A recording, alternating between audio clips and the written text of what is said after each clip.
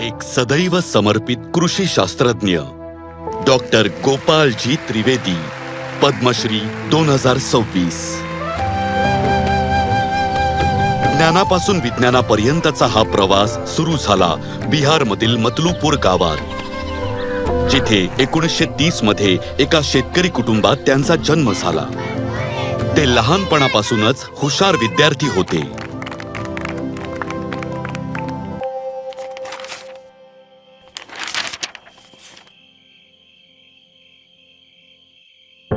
पण जेव्हा 10वीत असताना वडिलांना गमावलं, तेव्हा आर्थिक अडचणींमुळे पुस्तकं सोडून नांगर हाती घ्यावा लागला।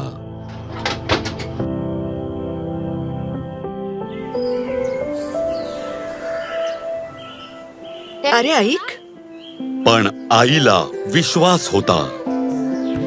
अरे बाळा, तू शिक, घर मी सांभाळेन। आणि शिक्षकांना प्रतिभेची ओळख। एक शेतकरी आहेस, तुझ्या शिक्षणाचा उपयोग शेतकऱ्यांच्या फायद्यासाठी कर, ठीक आहे? खुश राहा। एका पोस्ट कार्डवर प्रवेशाचा अर्ज लिहून पाठवला। पूसा कृषी विद्यापीठाने प्रवेशही दिला आणि शिष्यवृत्तीही। पुढे त्यांनी कृषी विस्ताराचे आपले ध्येय हा PhDचा विषय बनवला। त्यानंतर त्यांनी प्राध्यापक, विश्वविद्यापीठाचे संचालक आणि कुलगुरू ह्यासारख्या पदांवर काम केलं। एक शास्त्रज्ञ म्हणून गोपालजींनी शेती सोपी आणि शेतकऱ्यांना सक्षम करण्यासाठी अविरत प्रयत्न केले। मग एके दिवशी त्यांचं मन म्हणालं, शहरात राहून गाव पिकवता येत नाही। म्हणूनच सेवानिवृत्तीनंतर शेतकऱ्यांमध्ये राहून त्यांच्या अडचणी सोडवण्यासाठी ते परतले आपल्या गावी मतलूपूरला। विश्वास आणि पीक एका रात्रीत मिळत नाही, वेळ लागला, पण शेतकऱ्यांचा विश्वास जिंकला स्वतः शेतकरी बनून। आणि ते म्हणवले गेले शेतकऱ्यांचे मित्र, गावचा माणूस आणि कर्मयोगी।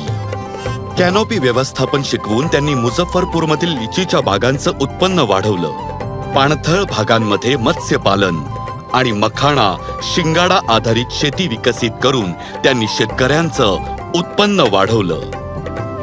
हिवाळी मक्याच्या लागवडींच्या शास्त्रीय पद्धतींचं प्रात्यक्षिक दाखवून त्यांनी मक्याचं उत्पन्न अनेक पटींनी वाढवलं। गोपालजींच्या प्रयत्नांमुळे शेतीत विज्ञान आलं आणि शेतकऱ्यांना नफा व सन्मान मिळाला। त्यांचे त्रिवेदी पारिख स्केल ज्याप्रमाणे आज कृषी क्षेत्रातील बदल मोजण्यासाठी जागतिक स्तरावर स्वीकारलेलं मानक आहे, त्याचप्रमाणे ते स्वतः कृषी जगतातील निस्वार्थ परिश्रमाचे एक आदर्श बनले आहे। फुलाचा सुगंध फक्त त्याची ओळख नाही, त्याचा सुगंध तर मुळांशी असलेल्या नात्यात असतो। डॉक्टर गोपालजी त्रिवेदी, पद्मश्री 2026। कोटी कोटी नमस्कार।